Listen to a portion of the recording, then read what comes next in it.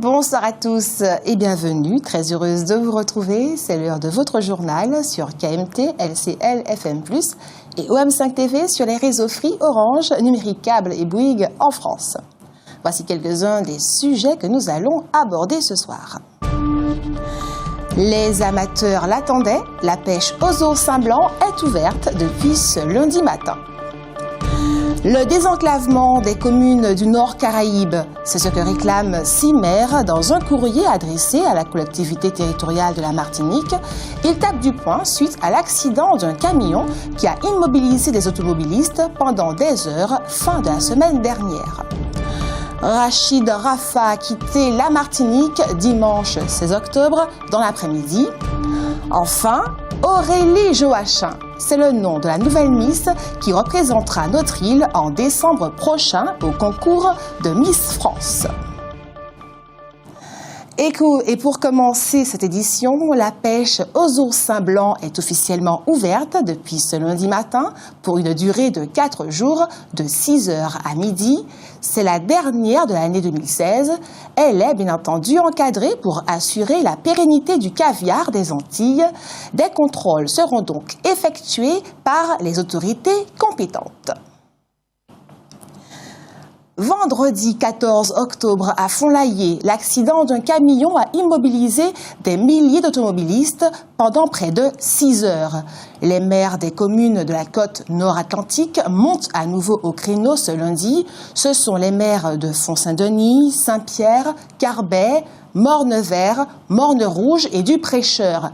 Ils ont envoyé un courrier à la collectivité territoriale de la Martinique pour réclamer le désenclavement de ces communes actuellement desservies par une seule route.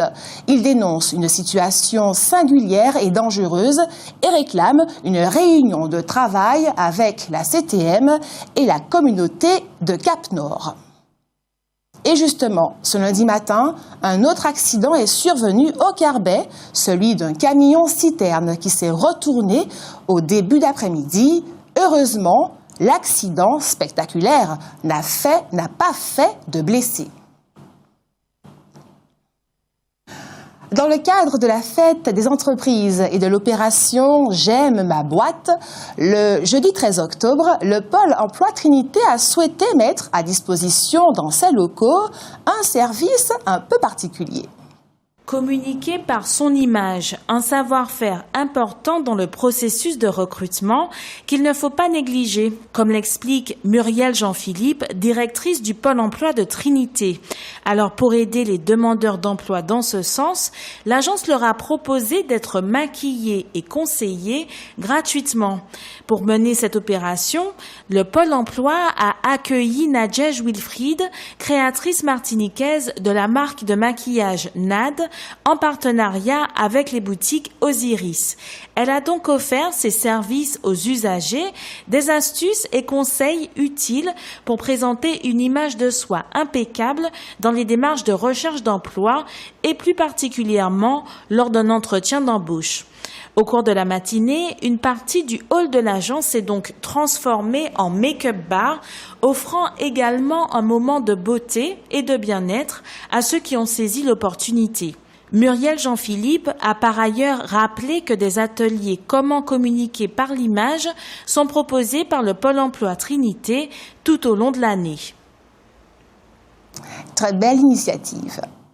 Et toujours dans le domaine de l'emploi, jeudi 13 octobre, le RSMA Martinique organisait la 2e édition pour l'année 2016 du Carrefour de la Réussite. C'était au quartier Brière de l'île aux Lamentins. Au fil du temps, cette journée pour l'emploi, autrefois appelée Courir pour un emploi, est devenue un rendez-vous incontournable. Le nom change, mais l'objectif de faire se rencontrer en un lieu offre et demande reste le même. Ouverte à tous les jeunes martiniquais, cette journée proposait plusieurs ateliers. Un job dating avec des entrepreneurs martiniquais de tout secteur proposant des emplois directs en CDD ou CDI, Un forum de l'emploi avec 14 partenaires sociaux tels que Pôle emploi, mais aussi institutionnels comme la police, la gendarmerie ou la douane. Un atelier de coaching pour réussir CVs et entretiens était également mis à disposition des jeunes. Enfin, en parallèle, le RSMA proposait la visite de ses 27 filières de formation. Le Carrefour de la réussite, c'est donc une initiative supplémentaire pour favoriser l'emploi de nos jeunes. La dernière édition, qui remonte au mois d'avril dernier, avait ainsi permis à 49 entreprises de rencontrer 540 jeunes en recherche d'emploi. Et puis, ce lundi, une délégation d'une 60aine de membres de la communauté scolaire du lycée agricole de Coirivaille se sont rendus à la direction de l'agriculture, la DAF. Ils étaient accompagnés de militants de la Sopamar ainsi que des syndicats agricoles. Ils ont exigé la réintégration du proviseur du lycée, Philippe Aurore, muté à la DAF Martinique sous décision du ministère de l'Agriculture. Il n'est pas sûr que le collectif obtienne gain de cause, puisqu'une nouvelle proviseure a déjà été nommée. Elle devrait entrer en poste le 3 novembre prochain, date à laquelle Philippe Aurore prendra ses fonctions à la DAF. Il s'agissait également pour la délégation de soutenir Marie-André Concy, l'infirmière dont le poste a finalement été maintenu au lycée agricole professionnel du Robert. Elle pourrait bien être titularisée. Depuis l'arrivée à la tête de la collectivité territoriale de la Martinique du Grand Semblé, Poubapéya en chance, ces élus ont toujours clairement affirmé leur désir de se rendre sur le terrain et d'aller à la rencontre de l'ensemble des partenaires et institutions satellites de la CTM. C'est notamment le cas de Christiane Emmanuel, la présidente de la commission Culture, Identité, Patrimoine de la CTM. La conseillère a en effet tenu à visiter l'ensemble des sites patrimoniaux de notre île et en particulier de nos nombreux musées. Lundi 10 octobre, par exemple, elle a consacré sa journée au musée de la Canne, au musée de la Pagerie et à l'écomusée de Rivière-Pilote. L'occasion pour elle de mieux connaître ces lieux de mise en valeur de notre histoire, de notre culture, mais aussi d'entendre les doléances des professionnels qui ont le sentiment que la collectivité les a oubliés ces 10 dernières années. Il s'agira donc, après ces rencontres, de mettre en œuvre les moyens nécessaires qui permettront d'améliorer à la fois les conditions de travail des employés et les conditions d'accueil des visiteurs. Le 7 octobre dernier, le Fort Saint-Louis accueillait une conférence sur la mémoire et la citoyenneté.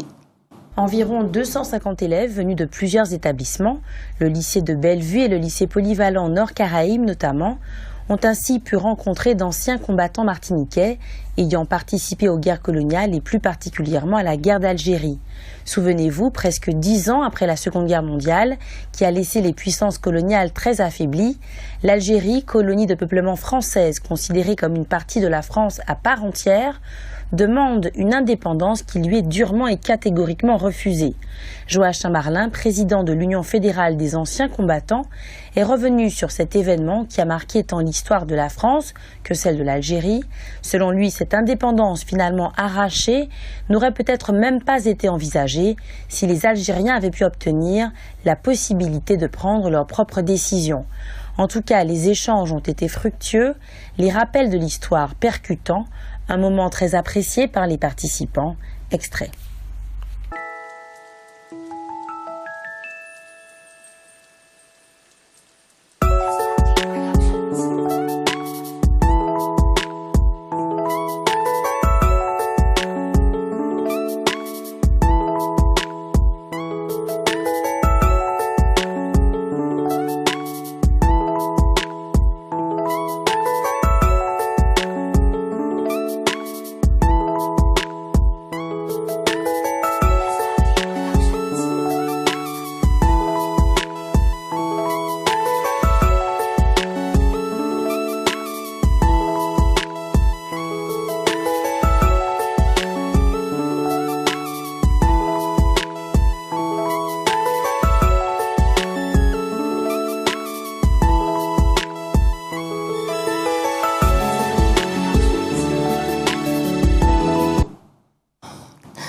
Rachid Rafa a quitté la Martinique dimanche 16 octobre dans l'après-midi.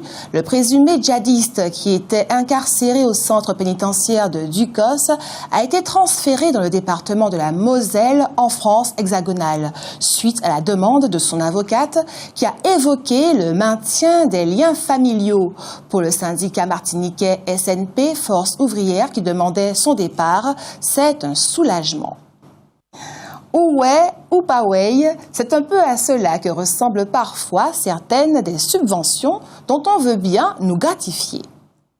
La Commission des finances a examiné mercredi dernier le rapport des sénateurs Nuyo-Lauré, UDI Polynésie française, et Georges Patient, PS Guyane, rapporteurs spéciaux de la Commission sur le Fonds exceptionnel d'investissement en Outre-mer créé en 2009 par la Loi pour le développement économique des Outre-mer, l'ODEOM. Selon ces deux sénateurs, l'objectif fixé par le président de la République de doter ce fonds de 500 millions d'euros d'ici 2017 ne sera pas atteint.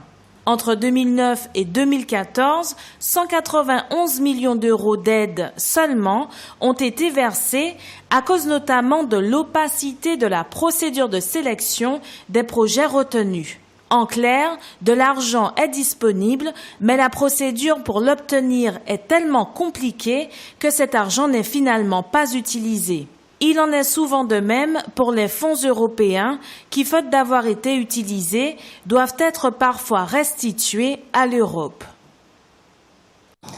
Il y a une dizaine de jours, nous avons assisté à une rencontre organisée par la municipalité de Saint-Joseph entre le maire Athanase Jeanne-Rose, ses élus et les personnes âgées de la commune. Un moment privilégié pour entourer les aînés, ceux qui ont connu Saint-Joseph lorsqu'elle était encore le grenier de la Martinique. C'est ainsi qu'on la surnommait parce qu'on y trouvait des cultures vivrières en quantité. C'est là que se trouvaient les anciens travailleurs de la terre, ceux qui ont permis entre autres à notre agriculture locale de prospérer. Et ce sont précisément nos aînés qui racontent cette vie d'antan, cette vie que nous n'avons pas connue, mais dont eux se souviennent avec parfois beaucoup de précision. Athanase Jeanne-Rose a expliqué que cette rencontre avec les personnes âgées de sa commune s'inscrit pleinement dans le cadre des actions de proximité qu'il affectionne tout particulièrement. Il a choisi de proposer une lecture des événements contemporains ou plus anciens, un excellent moyen selon lui de les distraire de l'ennui et de la solitude qui s'installent parfois et s'enracinent trop profondément bien souvent. Un excellent moyen de maintenir également plus vivantes ces mémoires du passé, ces personnalités qui ont marqué leur époque.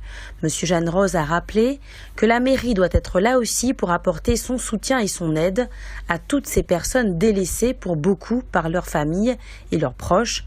En témoigne le portage de repas à domicile qui remporte un franc succès à Saint-Joseph.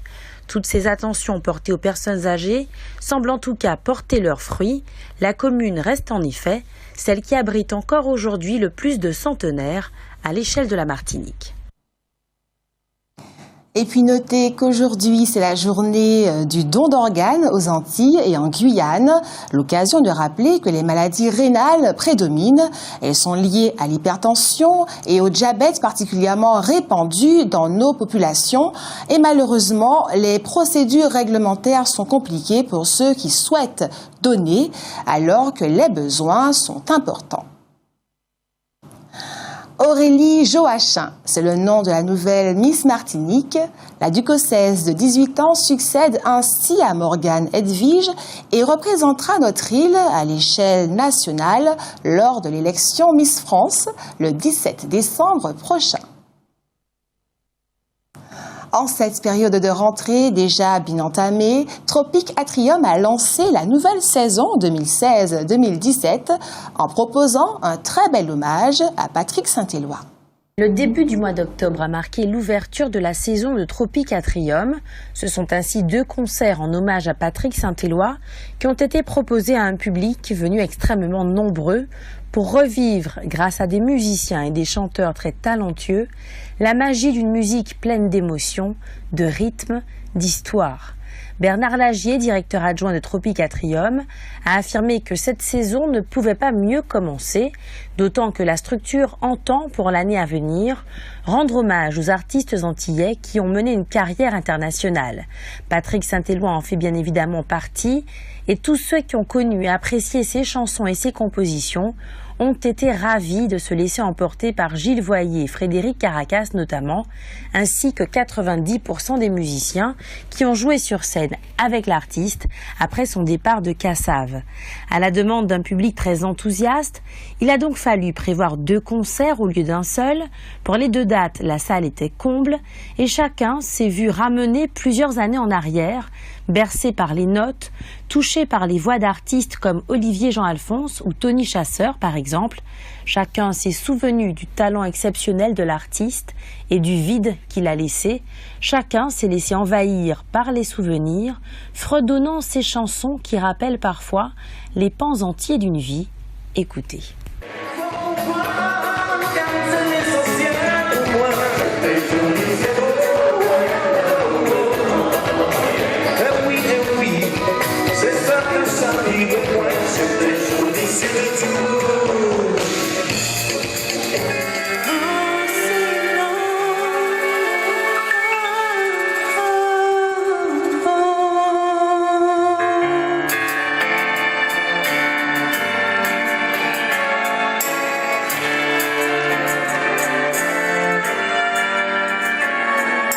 Silence, on ne pas qu'à faire sans parler.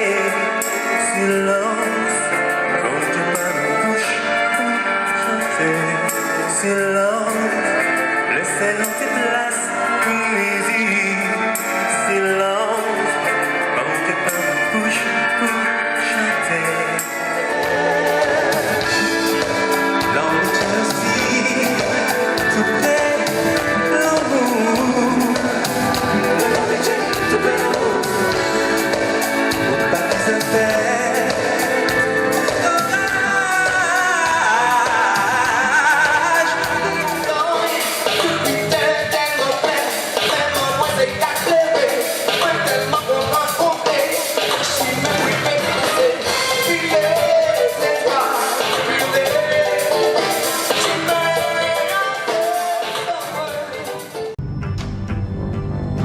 Toute l'actualité des régions d'outre-mer et des ultramarins de l'Hexagone sur outremernews.fr.